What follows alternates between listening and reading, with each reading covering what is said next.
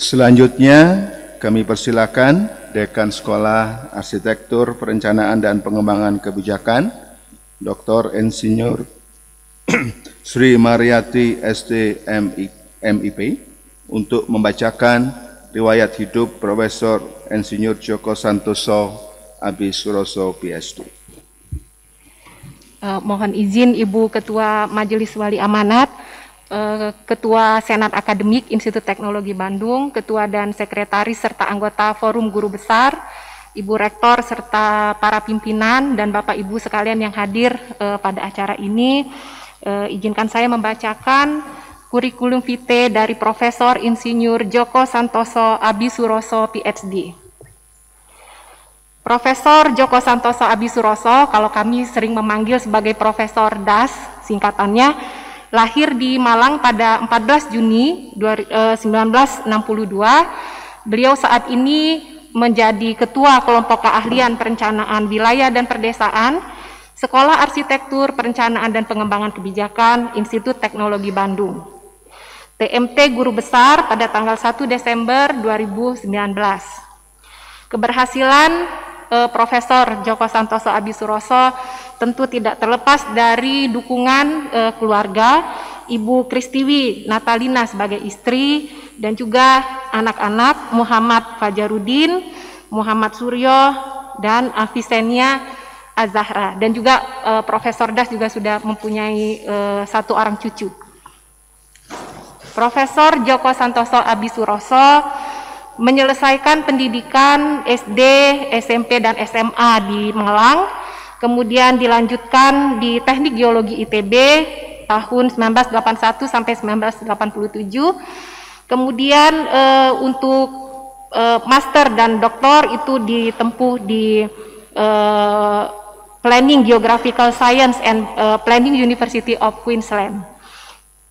Kemudian riwayat pekerjaan, beliau mengawali karir di Kementerian Lingkungan Hidup pada tahun 1991 hingga 2008. Kemudian pada 2008 beliau bergabung menjadi staf pengajar di program studi perencanaan wilayah dan kota Sekolah Arsitektur, Perencanaan dan Pengembangan Kebijakan ITB.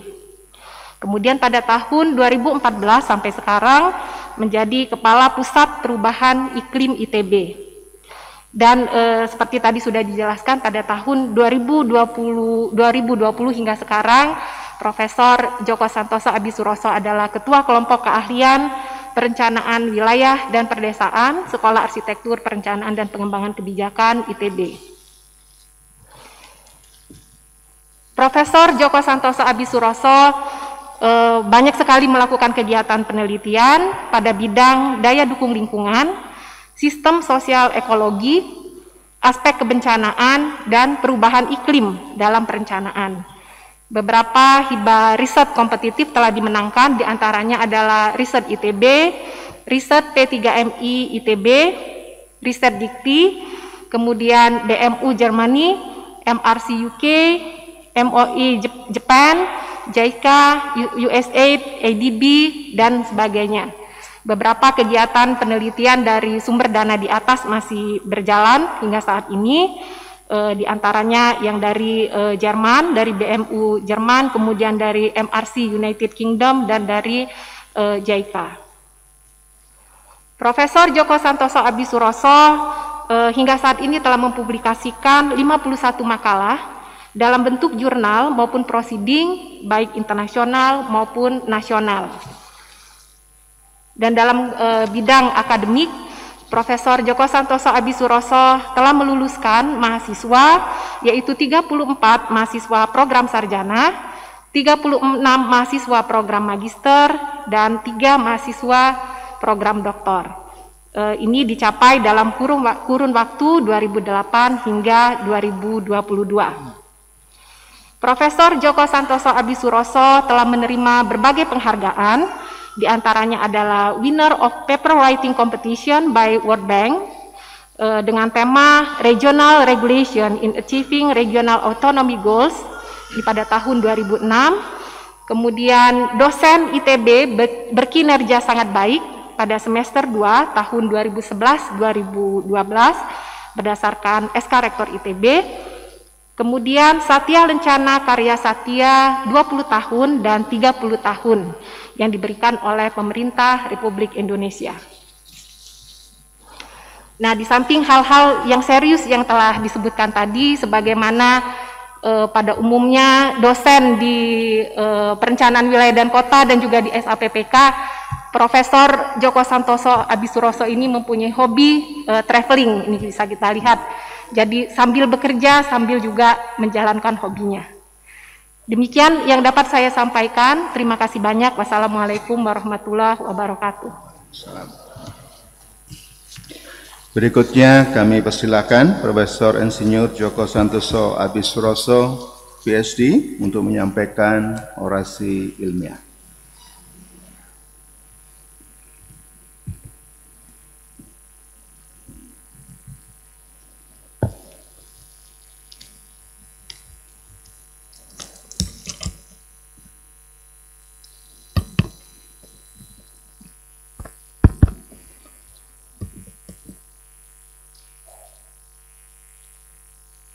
Bismillahirrahmanirrahim.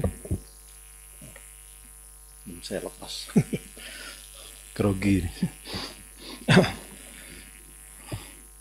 Bismillahirrahmanirrahim. Assalamualaikum warahmatullahi wabarakatuh. Yang saya hormati Ketua MBA ITB, Ketua Senat Akademik ITB, Ketua Sekretaris, para Ketua Komisi dan anggota FGB ITB, yang saya hormati Rektor ITB, yang saya hormati Dekan SAPPK, Dekan FTSL, dan Dekan FITB, yang saya hormati Ibu dan Bapak hadirin semuanya yang berkesempatan hadir di acara orasi ilmiah pagi ini. Alhamdulillah atas rahmat Allah kita dapat berkumpul dan melaksanakan acara ini. Pada forum yang terhormat dan pada tempat yang bersejarah ini, saya sebut bersejarah karena ketika masuk ITB 81 kami diterima di ruangan ini. Saya akan menyampaikan presentasi dengan judul Peranan Tata Ruang dalam Adaptasi Perubahan Iklim di Wilayah Pesisir dan Laut. Ada 3 kata kunci di situ. Tata ruang adalah wujud struktur ruang dan pola ruang. Sementara adaptasi perubahan iklim adalah upaya penyesuaian baik sistem alam maupun sistem manusia untuk mengurangi dampak perubahan iklim. Wilayah pesisir adalah peralihan antara ekosistem darat dan laut, sementara laut sendiri adalah ruang perairan di muka bumi yang menghubungkan daratan dengan daratan. Sebagaimana kita ketahui, di dalam merespon isu perubahan iklim, dilakukan 2 hal, yaitu mitigasi perubahan iklim dan adaptasi perubahan iklim. Mitigasi perubahan iklim berbeda dengan mitigasi bencana. Mitigasi perubahan iklim adalah pengurangan konsentrasi gas rumah kaca. Meskipun isu mitigasi itu penting, saya memahami sekali isu mitigasi penting dan tidak bisa dipisahkan dengan adaptasi. Saya mengangkat isu adaptasi pada orasi ini dengan beberapa alasan, yaitu kerugian PDB nasional akibat dampak perubahan iklim dapat mencapai 115 triliun pada tahun 2004 dengan kehilangan terbesar pada sektor laut dan pesisir, yaitu 81 triliun. Dari sisi pendanaan, adaptasi saat ini masih ketinggalan dibanding dengan mitigasi, baik di level global maupun nasional. Analisis pada paper yang baru kami publish Mei 2022 kemarin di jurnal Environmental Science and Policy mendapatkan bahwa secara global total pendanaan mitigasi 55 billion US dollar, sedangkan adaptasi 16,8 billion US dollar. Jadi kira-kira hanya sepertiga pendanaan untuk adaptasi. Dari sisi saintifik, upaya mitigasi masih menghadapi berbagai uncertainty, ketidakpastian, sehingga akan sangat tepat sekali kalau kita harus terus meningkatkan upaya di bidang adaptasi untuk mengurangi dampak perubahan iklim ini. Sebelum masuk pada substansi orasi, saya akan memberikan konteks terhadap apa yang akan saya presentasikan pagi ini. Konteksnya terutama adalah perjalanan riset saya selama kurang lebih 30 tahun yang saya fokuskan pada penguatan aspek lingkungan pada perencanaan tata ruang.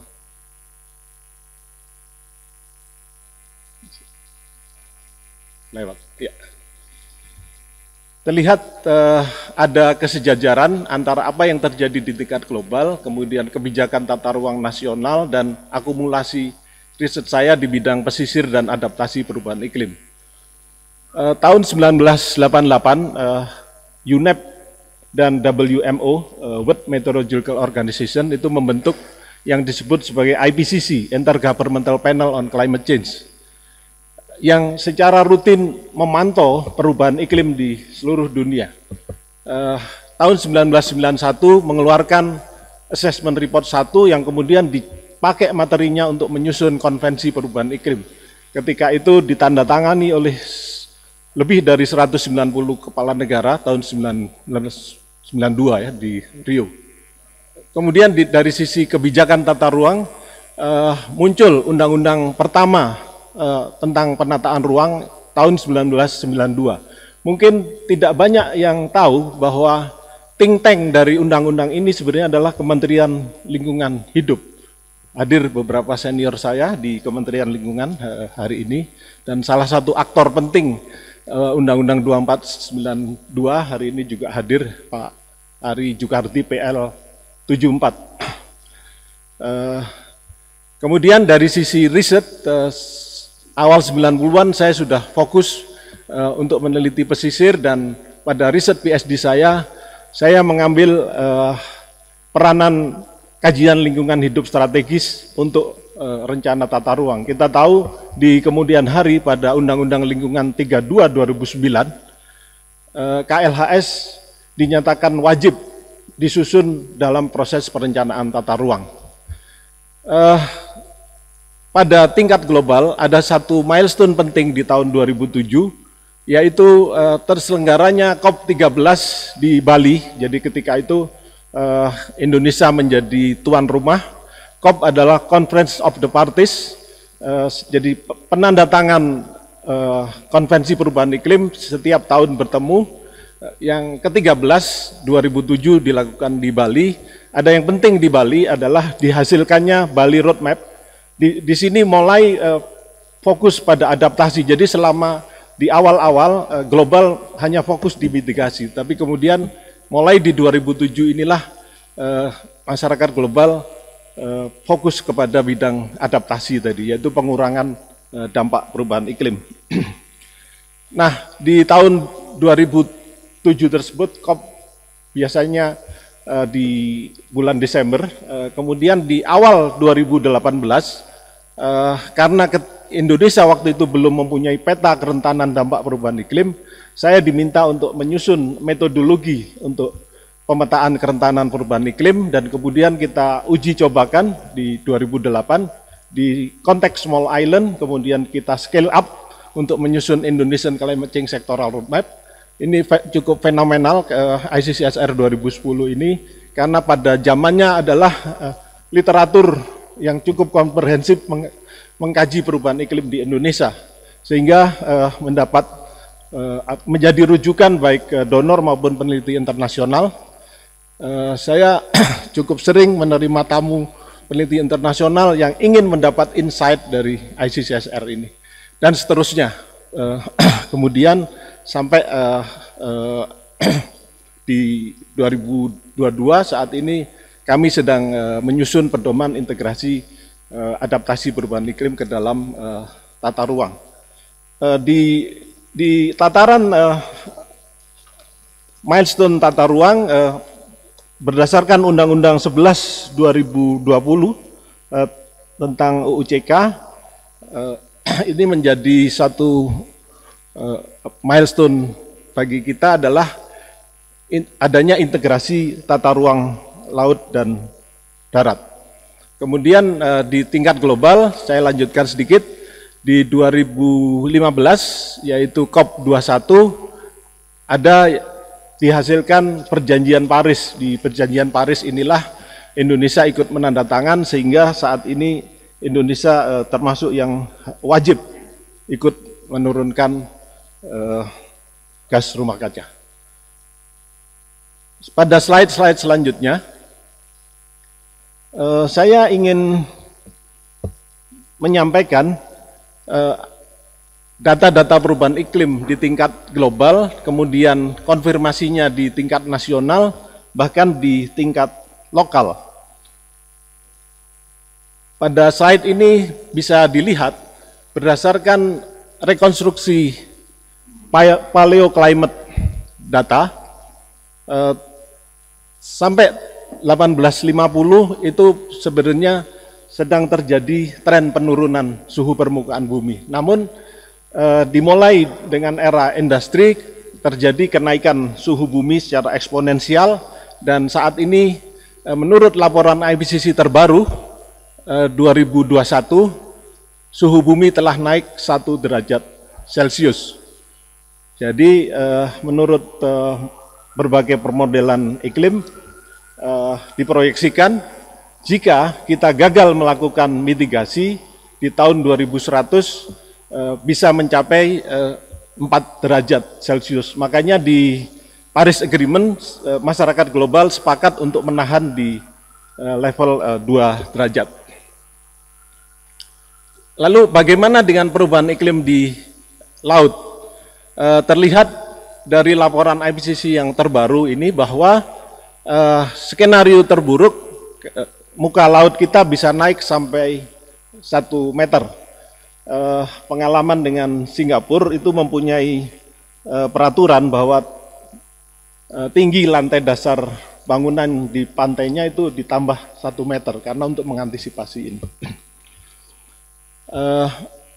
Kenaikan muka laut ini dipicu oleh 2 hal. Satu, suhu permukaan lautnya sendiri naik sehingga memuai dan juga pencairan es. Lalu apa dampaknya? Dampak dari perubahan iklim di laut ini adalah tentu saja tadi sea level rise, kenaikan muka laut yang dapat berdampak pada kota-kota pesisir, kemudian ada yang disebut sebagai marine heat wave. Marine heat wave nanti saya coba jelaskan di slide berikutnya. Ini dapat memicu coral bleaching marine. Juga kemudian terjadi ocean acidification atau pengasaman. Kemudian dari sisi kandungan oksigen terjadi penurunan. Untuk itu perubahan iklim di laut ini bisa berdampak menjadi banjir, abrasi, jadi terutama nanti saya tunjukkan di Pantura Jawa, itu sudah sangat parah sekali, kemudian kerusakan ekosistem, kemudian tenggelamnya daratan. Jadi kalau di dalam perundingan internasional biasanya ada blok yang disebut Small Island Development.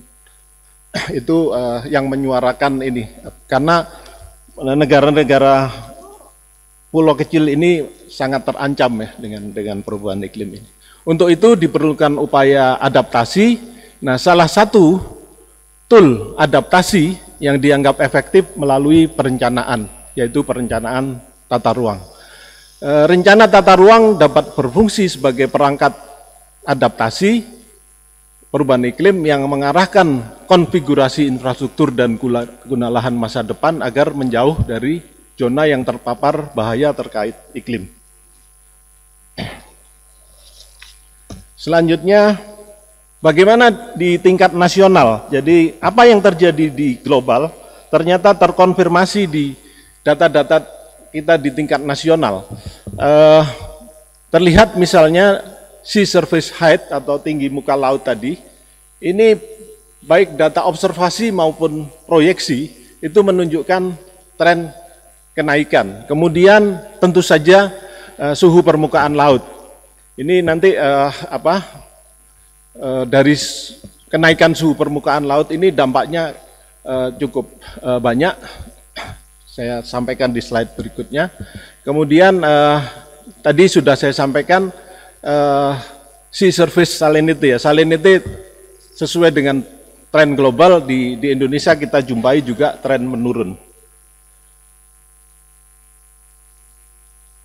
Nah, ini contoh bagaimana terjadi korelasi yang positif antara ekstremitas suhu permukaan laut dengan coral bleaching. Jadi yang di kiri di belakang, peta kiri di belakang itu persentil 90 ekstremitasnya, kemudian yang kanan persentil 95. Terlihat bahwa zona-zona bleach coral reef yang mengalami bleaching ini terjadi di zona-zona yang merahnya sangat tua tersebut. Lebih jauh kita bisa lihat pada gambar ini, yaitu keadaan Maret sampai Juni 2010 dibandingkan dengan Maret Juni 2016. Terlihat yang merah sekali itu adalah suhu lautnya sangat tinggi dengan indikator degree of heating weeks. Itu menunjukkan juga korelasi bahwa wilayah-wilayah laut yang mengalami degree of heating week-nya tinggi itu mengalami coral bleaching. Jadi yang lingkaran-lingkaran putih itu yang mengalami pemutihan karang, sementara yang biru itu tidak. Jadi kalau dilihat misalnya di daerah Lombok ya, di Gili-Gili itu termasuk yang mengalami bleaching, kemudian Wakatobi misalnya. Tapi Raja Ampat sampai saat ini kami sedang melakukan penelitian di Raja Ampat itu masih belum terpengaruh. Namun ke depan bisa jadi sangat terpengaruh. Nah, ini adalah indikator marine heat wave yang diturunkan dari data suhu laut. Yang biru adalah rata-rata klimatologi, yang hijau thresholdnya, yang ada puncak-puncak warna merah itu yang melebihi threshold, itu yang disebut sebagai marine heat wave. Ini temuan kita saat ini, risetnya sedang berjalan di Raja Ampat. Nah, ini kalau dilihat marine ecosystem di perairan Raja Ampat lengkap, ada mangrove, ada lamun, terumbu karang. Terlihat di salah satu perkampungan yang dekat perkampungan Makbon itu sudah mengalami penurunan kualitas terumbu karangnya. Ini hipotesa kita bisa terjadi karena faktor antropogenik, kerusakan oleh manusia, atau bisa juga pengaruh tadi suhu laut. Jadi ini penelitiannya sedang berjalan. Ini terbaru ya, kerjasama dengan YKAN. Kemudian konfirmasi lagi di tingkat lokal adalah kenaikan rata-rata tinggi gelombang maksimum dibanding baseline 1991-2018 ya. Jadi kalau diproyeksikan, apa implikasi dari ini adalah dampak pada marine transportation atau transportasi laut. Di antaranya adalah kapal nelayan ya. Jadi ada Pak Sigit di sini di Rut Perikanan Indonesia ya, untuk nangkap ikan ke depan harus memperhitungkan bahwa tinggi gelombang maksimal ke depan secara rata-rata akan naik terus. Ini kami analisis lebih lanjut dan terlihat dari kebiasaan pola nelayan-nelayan di sekitar Kepala Burung, Sorong tadi, Raja Ampat itu terutama untuk kapal-kapal dengan tonase di bawah 10 GT ini akan menghadapi risiko yang sangat tinggi, sehingga ya dalam hal ini mungkin Kementerian Kelautan ya harus bisa mengawal ini. Juga biaya operasional kapal akan tinggi karena harus menangkap ikan lebih jauh. Nah, saya masuk sekarang pada pertanyaan sesuai dengan topik saya tadi. apa peranan tata ruang dalam adaptasi perubahan iklim di wilayah pesisir dan laut. Data ini saya ambil dari paper yang saya publish dengan Profesor Tommy Berman di Jurnal Ocean and Coastal Management. Jadi saya membuat model coastal inundation, banjir pesisir, yang kemudian saya overlay dengan peta guna lahan dan peta pola ruang. Kemudian peta genangannya saya validasi mulai dari Pantura, ini lokasinya di Pantura Jawa, validasi dari Pantura Jatim sampai Pantura Banten. Terlihat misalnya di dalam gambar yang kanan itu ketika saya memvalidasi tahun 2016, mangrove di sana masih sangat bagus, tapi sekarang terlihat sudah sangat rusak. Kemudian masih di Pantura, ini menarik sekali.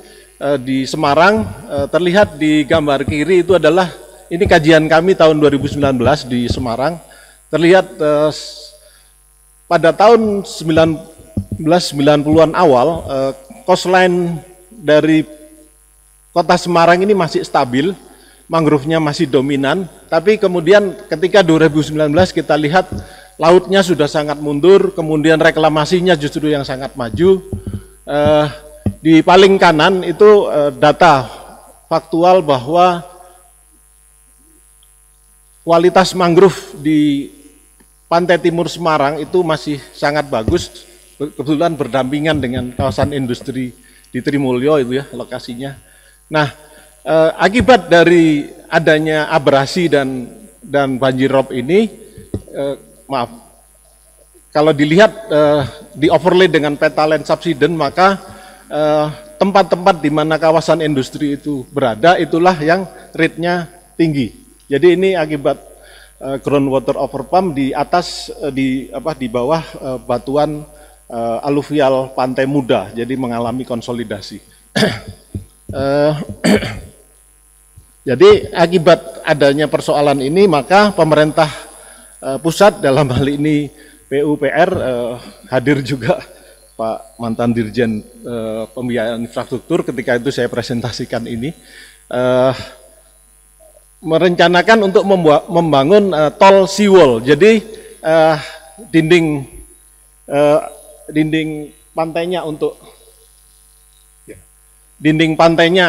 dinding seawallnya untuk menahan rob, atasnya untuk tol. Nah, ini akan dapat mengakibatkan maladaptation. Jadi di dalam adaptasi ada istilah maladaptation.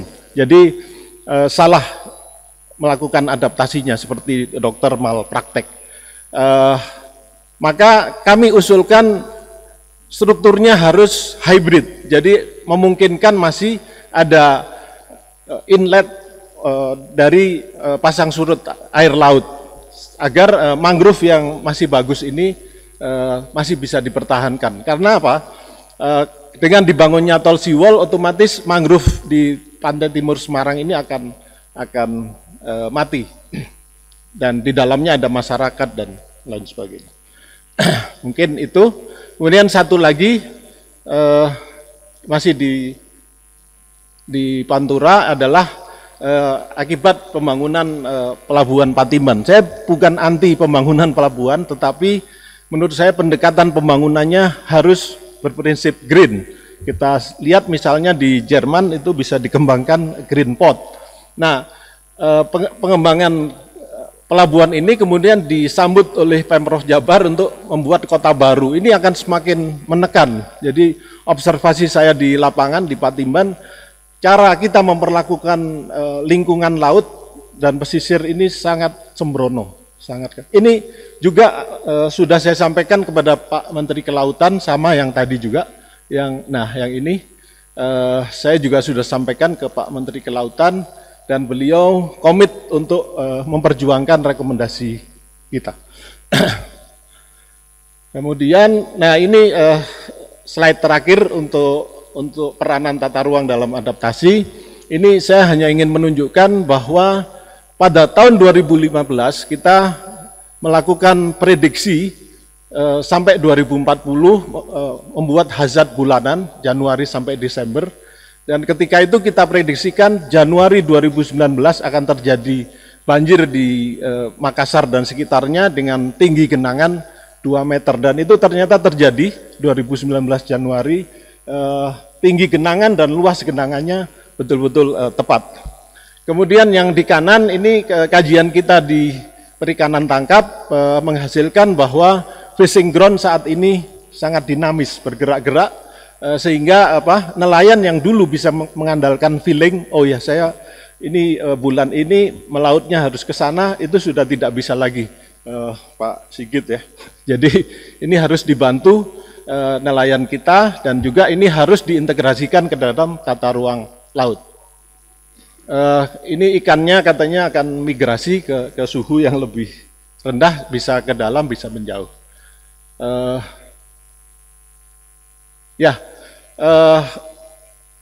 Dari paparan saya tadi, secara umum bisa kita lihat bahwa tata ruang kita saat ini belum cukup mempertimbangkan perubahan iklim, dan bahkan dengan kasus RT RW provinsi di Pantura tadi justru menaikkan risiko bencana. Ini berbagai undang-undang yang telah dibuat, kemudian yang terakhir itu ada Permen ATR nomor 11 2021 yang telah mulai mengamanatkan masuknya analisis adaptasi dan mitigasi perubahan iklim ke dalam tahapan analisis. Kemudian yang di kanan itu adalah konsep yang kami tawarkan, bagaimana mengintegrasikan kajian risiko dan adaptasi perubahan iklim ke dalam proses perencanaan tata ruang. Namun ini kami buat tahun 2015, oleh praktisi tata ruang dianggap terlalu saintifik dan rumit. Saat ini sedang kami coba sederhanakan, jadi semoga pedoman ini akan segera menjadi Permen ATR. Ini kami mencoba kaji melalui konten analisis terhadap draft yang kami susun tadi, karena kebetulan Jawa Barat dan Semarang ini baru saja mensahkan perda tata ruangnya, dan terlihat ini kalau tadi tidak secara sistematis, yang ini betul-betul kita kaji secara sistematis, kita bandingkan dengan pedoman, dua-duanya ternyata bisa kita simpulkan masih belum memadai di dalam memasukkan isu perubahan iklim. Ini 2 slide terakhir. Di dalam mengatasi uncertainty, complexity dari climate change ini, maka yang ditawarkan adalah suatu konsep adaptive spatial plan ya. Namun demikian perlu juga dibarengi dengan konsep ecosystem based adaptation. Ecosystem based adaptation itu prinsipnya adalah menggunakan biodiversity untuk adaptasi. Jadi tadi yang saya contohkan di Semarang jelas tidak sesuai dengan prinsipnya EBA, karena justru membunuh mangrove. Kemudian untuk SES ini untuk melengkapi di dalam mencari akar persoalan. Sebagai penutup, saya akan fokus kepada nomor 2, yaitu tantangan integrasi adaptasi perubahan iklim dengan perencanaan tata ruang di pesisir dan laut. Kira-kira ada 3, yaitu tata kelola, science basis, dan teknologi. Untuk tata kelola, dari beberapa penelitian saya menemukan adanya pengembang ataupun konsorsium pengembang yang bisa mendiktekan perubahan tata ruang. Dari sisi science basis kita masih sangat ketinggalan. Kami selalu memimpikan Indonesia harus bisa mempublish the future of climate change in Indonesia 2050 misalnya. Seperti yang dibuat Jepang, climate change impact in Japan 2000 sekian misalnya, seperti itu. Teknologi terbukti pure konstruksi telah gagal, di negara maju juga telah ditinggalkan, maka yang dibutuhkan adalah tadi hybrid berbasis EBA. ITB sangat punya peluang untuk ikut menyelesaikan persoalan tata kelola, science basis teknologi ini, apalagi dengan keberadaan Prodi PWK dan studi dan Prodi Oceanografi beserta Marine Technology Cooperation Research Center di kampus ITB Cirebon. Jadi sekaligus saya perkenalkan ada kampus ITB Cirebon ya, Pak Dekan ITB Cirebon juga hadir. Demikian ini anggota KKD kami. Kemudian ini adalah roadmap dari riset kami. Bidang saya adalah di yang environmental planning and management. Jadi mungkin bulan depan Profesor Delik akan orasi juga yang di atas itu ya, Metropolitan Development.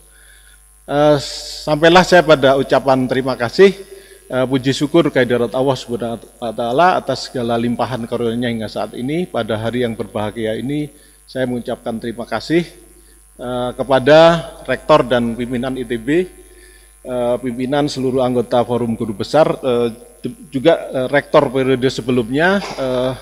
Pengurusan Guru Besar saya ada di 2 periode Rektor, SK-nya keluar di periode Rektor baru. Terima kasih pada Bu Dr. Sri Mariati yang ketika proses pengurusan GB saya waktu itu beliau adalah Wakil Dekan Bidang Sumber Daya. Dekan sebelumnya Prof. Wijaya, ada Pak Denny Julkaidi hadir juga saya pikir. Kemudian para perekomendasi, guru saya Profesor Tommy Firman, Profesor Benediktus Kombaitan, Profesor Denny Juanda yang juga guru saya di geologi, Profesor Handoko dari IPB, Profesor Kasten dari TU Berlin, Profesor James Devi ini pembimbing saya dulu, kemudian Profesor Manabukanda dari Tokyo IT, para guru besar SAPPK, almarhum Profesor Ros Akbar, hadir hari ini Ibu Riani, dia sangat berjasa juga dalam karir saya, Profesor Arif Rusidi, Profesor Haryo Winarso, Profesor Pradono, Profesor Iwan Sudrajat, Sugeng Triadi, Profesor Yogi, Profesor Himasari, Pak Heru Purboyo, Pak Andi Utomo yang juga hadir, Pak Binsar yang juga hadir, Pak Ibnu Sabri, Bu Hargunti, Pak Iwan Kustiwan, Dr. Miming Miharja yang saat ini juga hadir. Kemudian para anggota KKPWD, tidak lupa saya juga ucapkan terima kasih kepada staf dosen dan tenaga pendidikan di SAPPK ITB. Hari ini diwakili ada Pak Nur Rohman dan Bu Niken, kemudian terima kasih Pak Siman dan seluruh mahasiswa S1, S2, S3. Hari ini juga hadir bimbingan saya S3, S2, ada Mbak Dian, Ruth, kemudian di S2 ada Mas Hari. Next, nggak bergerak ya. Terima kasih juga kepada Pak Aca Sugandi, Pak Ari Jukardi yang hari ini juga hadir, Pak Imam Hendargo yang hari ini hadir, Bu Ardina, Mas Hendaryanto, teman-teman saya di KLHK, kemudian teman-teman di Pusat Perubahan Iklim ITB, Prof. Safwan, Pak Agus Supangat, hadir Pak Triwahyu hari ini, dan seterusnya ada Pak Fitri. Kemudian mitra kolaborasi hari ini mungkin hadir dari Mersikop ya, Mbak Denia, kemudian rekan-rekan sejawat 81 ini terima kasih atas dukungannya ya. Hari ini hadir Pak Heri, Pak mantan Dirjen, Pak Bang David, Pak Wahyu Saidi, kemudian dari GA81 ada Mas Hari, Mas Imawan, dari SMA 3 ada Gilarsi, Nunun, Wiwin, dan Pak Sigit, kemudian dari SMP 3 Pak Budi Setiawan. Yang terakhir saya ucapkan juga mohon maaf pada Kalam Salman dan juga dari Rumah B Serit hari ini diwakili oleh Mas Widayanto yang juga sebenarnya ITB 81. Keluarga tercinta, saya mulai mengenang jasa almarhum ayah saya, ibu saya, hari ini diwakili oleh saudara sepupu saya, kebetulan saya anak tunggal. Kemudian dari pihak mertua diwakili oleh adik ipar saya bersama suami, adik Lestari dan Mas Bowo. Kemudian istri saya tercinta, Kristiwi Natalina S. Pesti, anak-anak saya Muhammad Fajar, Muhammad Suryo, Afisini Ajahro, menantu saya Ade Prativi, bersama cucu saya Aruna. Ini mungkin kekasannya kalau saya orasi sebelumnya, cucu saya belum lahir. Tadi nangis. Juga hadir besan saya dari Padang, Ibu Erna. Akhirnya terima kasih pada semua pihak yang tidak saya bisa sebut satu persatu. Saya akhiri dengan pembacaan kode kehormatan. Kode kehormatan Guru Besar ITB dalam mengemban amanah sebagai Guru Besar Institut Teknologi Bandung. Saya akan menjaga kehormatan Guru Besar dengan selalu meningkatkan kompetensi keilmuan, membangun lingkungan masyarakat keilmuan saya, serta memberikan keteladanan dan manfaat atas keberadaan saya. Untuk itu, saya akan selalu memegang teguh janji dan ucapan saya, mempertahankan integritas dengan menjaga kejujuran, kepercayaan, kebijaksanaan, keadilan, saling menghormati, bertanggung jawab, dan menjaga nilai-nilai ITB dan masyarakat. Semoga Allah SWT, Tuhan Yang Maha Esa, selalu memberikan petunjuk dan lindungan kepada saya. Bandung, 6 Agustus 2022, Profesor Djoko Santoso Abisuroso. Terima kasih atas perhatiannya. Billahi taufik wal hidayah. Wassalamualaikum warahmatullahi wabarakatuh.